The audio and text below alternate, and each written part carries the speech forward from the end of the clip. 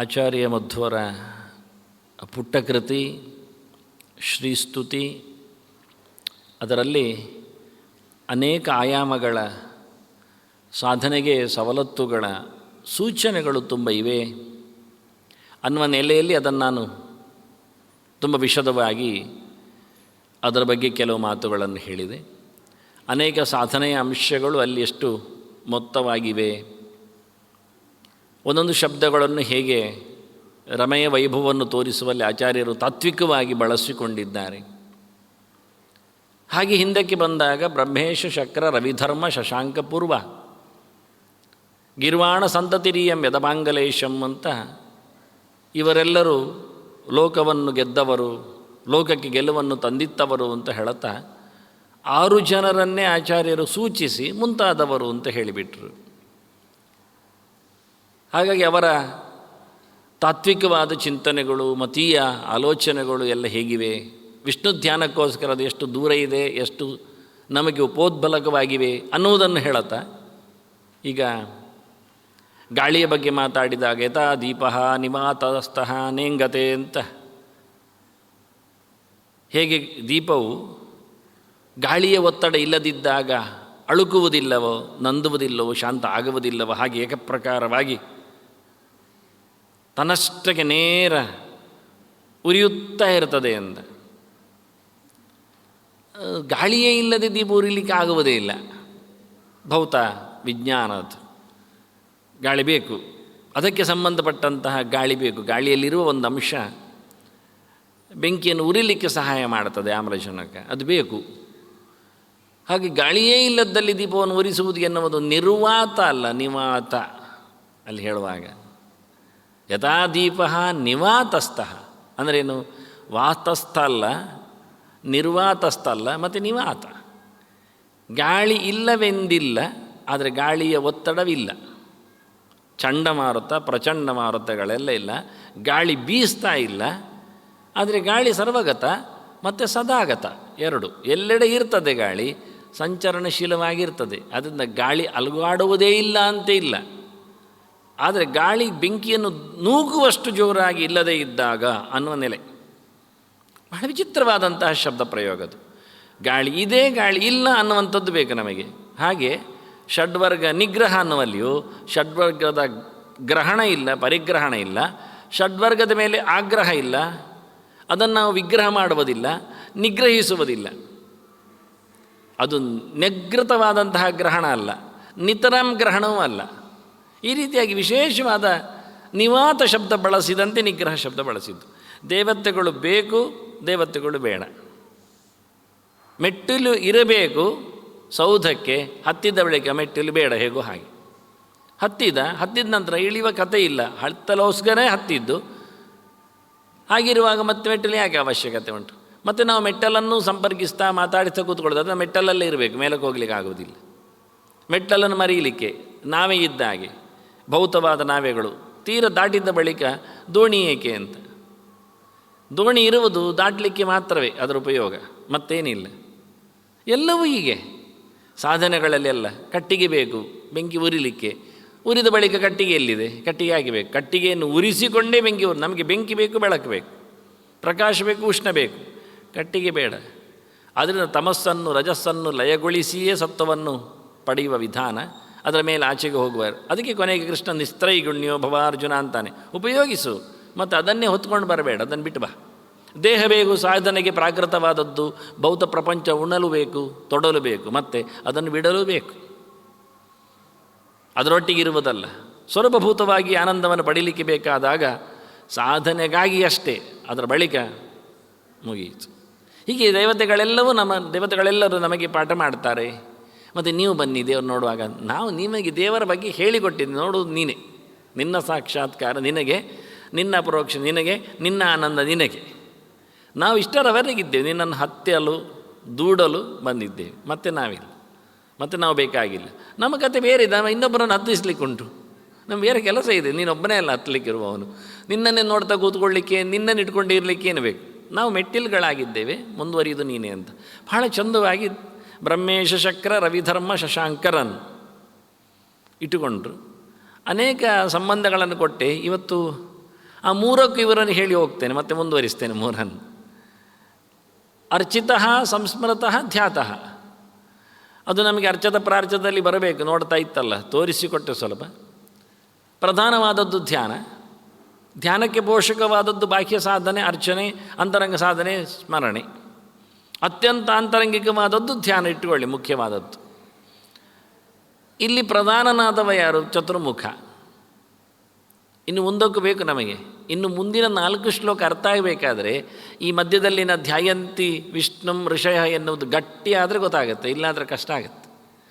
ಈ ದೊಡ್ಡ ಆಕ್ಷೇಪವೇ ನಾನು ಹಾಕಿರ್ತೇನೆ, ಮತ್ತೆ ನೋಡುವ ಮುಂದಕ್ಕೆ ಆಗುವಾಗ. ಇಲ್ಲಿ ಬ್ರಹ್ಮದೇವರು ಮುಖ್ಯವಾಗಿ ನಮಗೆ ಚಿತ್ತಾಭಿಮಾನಿ, ಚಿತ್ರಾಭಿಮಾನಿ ಎರಡುವ. ಹಾಗಾಗಿ ಚಿತ್ತಾಭಿಮಾನಿ ಆದ್ದರಿಂದ ಧ್ಯಾನಕ್ಕೆ ಬೇಕಾಗಿರತಕ್ಕಂಥ ಪೂರ್ತಿ ವ್ಯವಸ್ಥೆ ಅದು ಚತುರ್ಮುಖನದ್ದೇ, ವಿಜ್ಞಾನಮಯ ಕೋಶದ್ದೇ. ಅದನ್ನು ಅರ್ಚಿತಃ ಸಂಸ್ಮೃತಃ ಧ್ಯಾತಃ ಬ್ರಹ್ಮ ಈಶ ಶಕ್ರ, ಇದು 3 ಸಮನ್ವಯ. ಅನುಕ್ರಮ ಅಲ್ಲ, ವ್ಯುತ್ಕ್ರಮ. ವ್ಯುತ್ಕ್ರಮವಾಗಿ ಒಂದು ಕ್ರಮವೇ.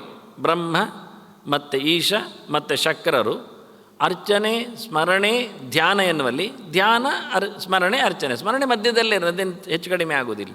ಅಂದರೆ ಧ್ಯಾನಕ್ಕೆ ಇದು ಪ್ರಧಾನ ವಿವಕ್ಷಯ ಮತ್ತು ಪ್ರಧಾನ ದೇವತಾ ವಿವಕ್ಷಯ.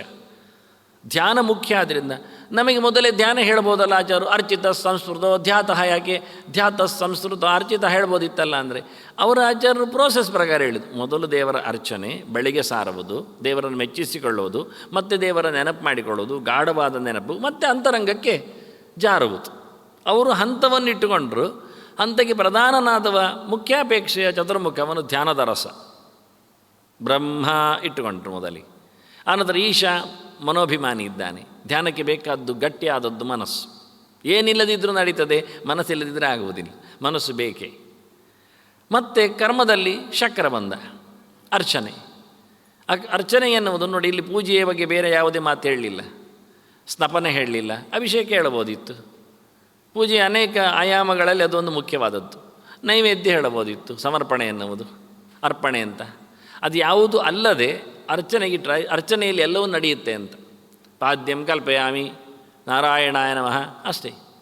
ಎಲ್ಲವನ್ನು ಸಹ ಅರ್ಚನೆಯಲ್ಲಿ ಮೆಚ್ಚಿಸ್ಲಿಕ್ಕೆ ಆಗುತ್ತೆ ಅಂತ ಆಚಾರ್ಯರು ಮತ್ತೆ ಮತ್ತೆ ಹೇಳೋದು. ಪುಷ್ಪಾರ್ಚನಂ, 100 ಗಟ್ಟಲೆ 1000 ಗಟ್ಟಲೆ ದೇವರನ್ನು ಮಂತ್ರಗಳಿಂದ ಅರ್ಚನೆ ಮಾಡು.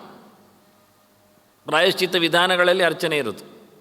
ಜಪ ಮಾಡಿದ್ದರಲ್ಲಿ ಇವತ್ತು ಬಿಟ್ಟೋಗಿದೆ. ನಾನು ಅದನ್ನು ಸಂಧ್ಯಾ ಸಮೀಕ್ಷೆಯಲ್ಲಿ ಕೊಟ್ಟಿದ್ದೆ, 1-2-3 ಪ್ರಮಾಣಗಳ ಬಗ್ಗೆ ಮಾತಾಡುವಾಗ. ಜಪ ಸಾಧನೆ ಮಾಡುವಲ್ಲಿ, ಜಪವನ್ನು ಫಲಪ್ರದ ಆಗಿಸಿಕೊಳ್ಳುವಲ್ಲಿ, ಸಿದ್ಧಿಯಾಗಿಸಿಕೊಳ್ಳುವಲ್ಲಿ ಕೆಲವು ಪ್ರಯೋಗ ಇದೆ. ಅದರಲ್ಲಿ ಮುಖ್ಯವಾದದ್ದು ಜಪ ಮಾಡಿದ ಬಳಿಕ ತರ್ಪಣ. ತರ್ಪಣ ಬಳಿಕ ನಮಗೆ ಗೊತ್ತಿರುವುದು ಹೋಮ, ಮತ್ತೆ ನೆನಪಾಗಿಸಿಕೊಳ್ಳುವುದು ಊಟ. ಮತ್ತು ಮುಂದೆ ಹೋಗುವುದಿಲ್ಲ, ನಾವು ಅದರ ಅಂಗವನ್ನು ಹುಡ್ಕೊಳ್ಳುವುದಿಲ್ಲ. ಅದರಲ್ಲಿ ಮುಗಿಲಿಲ್ಲ ಅದು. ನಿಜವಾಗಿ ಜಪದ ನಂತರ ತರ್ಪಣದ ಬಳಿಕ ಅರ್ಚನೆ ಇದೆ, ಮತ್ತೆ ಹೋಮ ಇದೆ. ಆ ಅರ್ಚನೆಯನ್ನು ಬಿಟ್ಟಿದ್ದೇವೆ ನಾವು. ಪ್ರತಿಮಾ ಮಾಧ್ಯಮದಲ್ಲಿ ಯಾವ ಮಂತ್ರವನ್ನು ಜಪಿಸಿದ್ದೇವೆಯೋ ಅದಕ್ಕೆ ತರ್ಪಣ ಕೊಟ್ಟಂತೆ ತದುಕ್ತವಾದ ದ್ರವ್ಯದಲ್ಲಿ ತರ್ಪಣ ಇದೆ, ವಿಶೇಷ ಇದೆ ಬಿಡಿ. ಅದರ ಬಳಿಕ ಅರ್ಚನೆ ತದುಕ್ತವಾದ ಪುಷ್ಪಗಳಿಂದಲೇ ಇದೆ ಆ ಮೂರ್ತಿಗೆ. ಮತ್ತೆ ಹೋಮ ಇರೋದು ಅಗ್ನಿ ಮಾಧ್ಯಮದಲ್ಲಿ. ಬೇಕೇ ಬೇಕಲ್ಲ ನಿಜವಾಗಿ. ಪ್ರತಿಮೆಯಲ್ಲಿ ನಾವು ಮಾಂತ್ರಿಕವಾಗಿ ಏನು ಸಾಧನೆ ಮಾಡಿಕೊಂಡೆವೋ, ಸಂಬಂಧವನ್ನು ಗಳಿಸಿಕೊಂಡೆವೋ, ಆ ಪ್ರತಿಮೆಯಲ್ಲಿ ನಮಗೇನು ದ್ರವ್ಯಯುತವಾಗಿ ಸಂಬಂಧವೇ ಆಗಲಿಲ್ಲ. ಅಗ್ನಿಮುಖದ ಆರಾಧನೆ ಆಯಿತು, ಬ್ರಾಹ್ಮಣ ಮುಖದ ಸಂತರ್ಪಣೆ ಆಯಿತು, ಪ್ರತಿಮಾ ಮುಖದಲ್ಲಿ ಹೋಯಿತು ಜಪ ಮಾಡಿದವನಿಗೆ ಇಲ್ಲ ಆಯಿತು. ಯಾರು ಗಮನಿಸಲೇ ಇಲ್ಲ. ಪ್ರಮಾಣಗಳು ಸ್ಪಷ್ಟವಾಗಿ ಹೇಳಿವೆ ಅದನ್ನು. ಇದನ್ನು ಆಚಾರ್ಯರು ಎತ್ತಿಕೊಂಡಿದ್ದಾರೆ ಕೆಲವೊಮ್ಮೆ ತಂತ್ರಸಾರದಲ್ಲಿ ಬಂದಾಗ ಅನೇಕ ಆಯಾಮಗಳಲ್ಲಿ. ಅದರಿಂದ ಅರ್ಚನೆ ನವವಿಧ ಭಕ್ತಿಯಲ್ಲೂ ಹಾಗೆ ಶ್ರವಣಂ ಕೀರ್ತನಂ ವಿಷ್ಣೋ ಸ್ಮರಣಂ ಪಾದಸೇವನಂ ಅರ್ಚನಂ. ಕೃಷ್ಣನಂತೂ ಪತ್ರಂ ಪುಷ್ಪಂ ಫಲಂ ತೋಯಂ ಹೇಳ್ತಾ ಸ್ಪಷ್ಟವಾಗಿ ಪತ್ರಾರ್ಚನೆಯನ್ನು ಪುಷ್ಪಾರ್ಚನೆಯನ್ನು ಎಲ್ಲ ಇಟ್ಟುಕೊಳ್ಳುತ್ತಾನವನು. ಇವತ್ತದು ಉಳಿದಿದ್ದರೆ ಸತ್ಯನಾರಾಯಣ ಪೂಜೆಯಲ್ಲಿ ಒಂದುಂಟು, ಪತ್ರಪೂಜಾಂಕರಿಷ್ಯೆ ಅಂತ. ಮತ್ತು ಬೇರೆ ಅದಕ್ಕೆ ಇನ್ಫ್ಲುಯೆನ್ಸ್ ಆಗಿ ಋಷಿಪಂಚಮಿ ಇತ್ಯಾದಿ ವ್ರತಕಲ್ಪಗಳಲ್ಲಿ ಮತ್ತೆ ಮೂಡಿವೆ, ಇಲ್ಲ ಅಲ್ಲ, ಎಲ್ಲದರಲ್ಲಿ ಪತ್ರಾರ್ಚನೆ ಶುರುವಾಗಿದೆ. ಇಲ್ಲಿ ಅಪರೂಪಕ್ಕೊಮ್ಮೆ ಕೃಷ್ಣಾಷ್ಟಮಿ ಎಂದು ಬಿಲ್ಲವತ್ತರೆಯನ್ನು ಎಡಕ್ಕಿ ಎಲ್ಲಿ ಅದು ಹುಡುಕಿ ಆದರೂ ತಂದು ಹಾಕ್ತಾರೆ. ಮತ್ತು ಯಾವತ್ತೂ ಇಲ್ಲ, ನಿರಂತರವಾಗಿ ನಿತ್ಯ. ಕೇವಲ ಕೃಷ್ಣನಿಗೆ ಒಂದು ದಿನ ಅಲ್ಲ. ಆಚಾರ್ಯರು ಭಕ್ತ್ಯ ದುರ್ವಾಂಕುರೈರಪಿಯಿಂದ ಬಿಲ್ವ ಪರ್ಣೈ ಅಂತ ಹೇಳ್ತಾರೆ. ಬಿಲ್ವದಲ್ಲಿ ಆದರೂ ಸಹ ಕೃಷ್ಣನನ್ನು ಮೆಚ್ಚಿದ್ದು ಕೃಷ್ಣಾಮೃತ ಮಹರಣ ಮಧ್ಯೆ ಮಾತು ಆಚಾರ್ಯರದ್ದು. ಬಿಲ್ಲುಪತ್ರೆಯನ್ನಾದರೂ ದೇವರಿಗೆ ಕೊಡಿ, ಪತ್ರಗಳಲ್ಲಿ ಅತ್ಯಂತ ಪ್ರಿಯವಾದದ್ದು, ತುಳಸಿಯ ನಂತರದಲ್ಲಿ. ಹಾಗೆಯೇ ಗರಿಕೆಯ ಕುಡಿಯನ್ನು, ಇದನ್ನು ಎರಡನ್ನೂ ಆಚಾರ್ಯರು ಬಾಯ್ಬಿಟ್ಟು ಹೇಳ್ತಾರೆ ತುಳಸಿ ಒಟ್ಟಿಗೆ ಮುಖ್ಯವಾಗಿ. ಮತ್ತು ಯಾವ ಹೂವಿನ ಹೆಸರನ್ನು ಹೇಳಲಿಕ್ಕೆ ಹೋಗುವುದಿಲ್ಲ, ಅತ್ಯಂತ ಮಹತ್ವಪೂರ್ಣವಾದದ್ದು ಇದು ಅಂತ. ನಿರಂತರವಾಗಿರುತ್ತೆ, ವರ್ಷ ಪೂರ್ತಿ ಬರುತ್ತೆ, ಇದಕ್ಕೇನು ವ್ರತ ಇಲ್ಲ. ಬಹಳ ಖುಷಿಯಾದಂತಹ ಸಂಗತಿಗಳಿದು. ಅದರಿಂದ ಅರ್ಚನೆ ಅದು ಪ್ರಧಾನವಾದದ್ದು, ಅದು ಕರ್ಮತಂತ್ರದಲ್ಲಿ ಎಲ್ಲಕ್ಕಿಂತ ಏನಿಲ್ಲದಿದ್ದರೂ ನಡೀತದೆ. ಹೇಗೆ ಗರಿಕೆ ಹೆಸಳು ತಂದರೂ ಆಗತ್ತೆ, ತುಳಸಿ ದಳವೂ ಆಗತ್ತೆ. ಯಾವುದರಂದು ಬೇಕಾದಷ್ಟು ಪತ್ರಗಳಿವೆ, ಅದೇ ಪತ್ರ ಅಲ್ಲದಿದ್ದರೂ ಯಾವುದರ ಪತ್ರವೂ ಆಗುತ್ತೆ. ಸೇವಂತಿಕಾ ಪತ್ರಂ ಸಮರ್ಪಯಾಮಿ, ಚಂಪಕಪತ್ರ ಎಲ್ಲ ಹೇಳುವುದಿಲ್ಲ, ಎಲ್ಲ ಹೆಸರುಗಳನ್ನು ತರ್ತಾರೆ ಅವರು. ಇದನ್ನು ಉಲ್ಲೇಖ ಮಾಡಿಕೊಂಡೆ ಇಲ್ಲಿ ಭಾಳ ಚಂದವಾಗಿ ಶತಕ್ರತು, ಶಕ್ರ ಅಂತ ಶಬ್ದದಿಂದ ಹೇಳಿದ್ದು.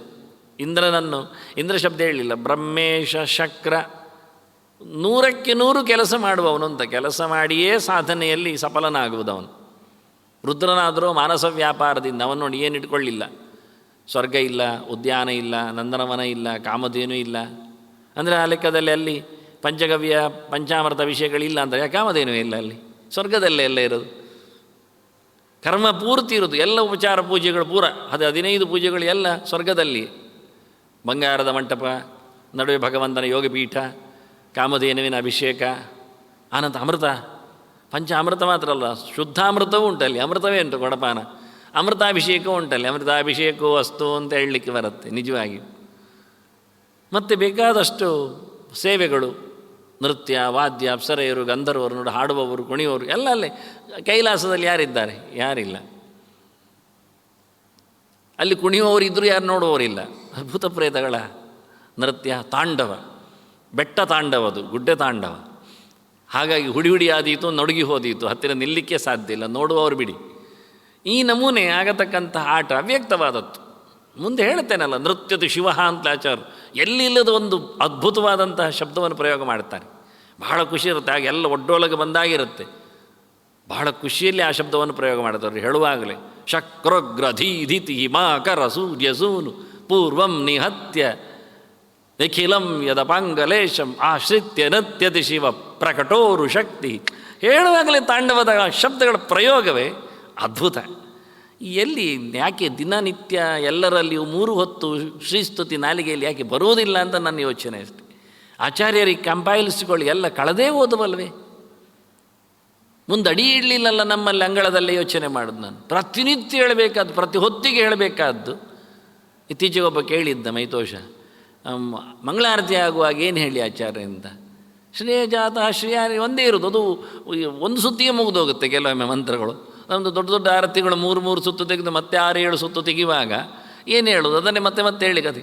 ನೋಡಿ ಶ್ರೀಸ್ತುತಿ ಆಚಾರ್ಯ ಕೊಟ್ಟಿದ್ದಾನೆ ನೋಡಿ, ವಿಶ್ವಸ್ಥಿತಿ ಪ್ರಳಯ ಸರ್ಗ ಮಹಾವಿಭೂತಿ ಹೇಳ್ತಾ ಒಂದು ಆರತಿ ಇಡೀ ಆ 8 ಮಾತನ್ನು 9 ಮಾತನ್ನು ಹೇಳಲಿಕ್ಕೆ ಬರುತ್ತೆ. ಚಿಂತನೆ ಮಾಡಲಿಕ್ಕೆ ಆಗಿದೆ ಒಂದೊಂದನ್ನು, ಆಸನ ವಾಹನ ಇವೆಲ್ಲ ಯೋಚನೆ ಮಾಡಿಕೊಳ್ಳು, ಬಹಳ ಖುಷಿಯಾಗಿರುತ್ತೆ. ಹೀಗೆ ಅಷ್ಟೆಲ್ಲ ಬಾರಿ ಹೇಳಲಿಕ್ಕಿರುವಂತೆ ಅಂದರೆ ಅನೇಕ ಉಪಯೋಗದಲ್ಲಿ ಉಪಯೋಗಿಸಿಕೊಳ್ಳುವಂತೆ, ಪ್ರಯೋಗದಲ್ಲಿ ಉಪಯೋಗಿಸಿಕೊಳ್ಳುವಂತೆ ಆಚಾರ್ಯರು ತನ್ನ ಸ್ತೋತ್ರ ರತ್ನಗಳನ್ನು ರಾಶಿ ಇಟ್ಟಿದ್ದಾರೆ. ಹೇಳಿದ್ರಲ್ಲ ಪಂಡಿತರು, ಮತ್ತೆ ತ್ವಯಿ ರತ್ನಾಕರೆ ರತ್ನ ಶ್ರೇಣಿರುವ ಗಣಯಂತಿಗೆ ಅಂತ, ನಾನಾ ಸುಭಾಷಿತ ಸ್ತೋತ್ರ ಗಾತಾದಿ ಕೃತಿ ಸತ್ಕೃತಿ ಅಂತ ಎಷ್ಟೆಲ್ಲ ಹಾಕಿ ಇಲ್ಲ ಕೊಟ್ಟಿಲ್ಲ ನಮ್ಮ ಮುಂದೆ ಮಾತುಗಳ ಸಾಮ್ರಾಜ್ಯವನ್ನು ಭಗವದೆಡೆಗೆ. ಅದು ಆಚಾರ್ಯ ಮದ್ದೂರು ಹೇಳಿದರೆ ಅವರದ್ದೇ, ಅದು ಶುದ್ಧವಾದ ಸ್ತೋತ್ರ. ಅದು ಏನು ಯಾವುದರ ಸ್ಪರ್ಶವೂ ಅದಕ್ಕಿಲ್ಲ, ಅದು ಮಂತ್ರಮಯ. ದೇವರನ್ನು ನೇರ ಮಾತಾಡಿದ ಮಹಾಲಕ್ಷ್ಮಿಯನ್ನು ಚಂದವಾಗಿ ಹೇಳಿದ್ದೇ ಗೆರೆ ಅದು. ಅದರಲ್ಲಿ ಯಾವುದೇ ರೀತಿಯಾದ ಸಂಶಯವೇ ಇಲ್ಲ ಆ ಲೆಕ್ಕದಲ್ಲಿ. ಹೀಗೆ ಬಹಳ ಚಂದವಾಗಿ ಶಕ್ರ ಅನ್ನುವ ಮೂಲಕ 100 ಕೆಲಸ ಮಾಡಿದವಂದರೆ 100ಕ್ಕೆ 100 ಪರ್ಫೆಕ್ಟ್. ಕರ್ಮತಂತ್ರದಲ್ಲಿ ಕರ್ಮಾಧ್ಯಕ್ಷನಾಗಿ ಇಂದ್ರನೇ ಇರುವುದರಿಂದ, ಸಕಲೇಂದ್ರಿಯದ ನಿಯಾಮಕನಾಗಿ ಇಂದ್ರಿಯೇಶನಾಗಿ ಬರೋದರಿಂದ ಅವನನ್ನು ಅರ್ಚನೆ ಅಂತ ಇಟ್ಟುಕೊಂಡ್ರು. ರಾಮಾರ್ಚನೆಯೋ ನಯತ ಪ್ರಸೂನ ಹೇಳಿದಾಗೆ ಆ ಹೂವನ್ನು ಅಂಜಲಿಟ್ಕೊಂಡು ಪುಷ್ಪಾಂಜಲಿಂ ಸಮರ್ಪಯಾಮಿ ಹೇಳುವಾಗ ಕೈ ತುಂಬ ಹೂವನ್ನು ಎತ್ತಿಕೊಂಡು ಭಗವಂತನ ಪಾದಕ್ಕೋ ಶಿರಸ್ಸಿಗೂ ಹಾಕುವ ಮೂಲಕ ಹೇಳುವ ರೀತಿ ಅದನ್ನು ಇಲ್ಲಿ ಉಲ್ಲೇಖ ಮಾಡಿದರು ಶಕ್ರ ಅಂತ.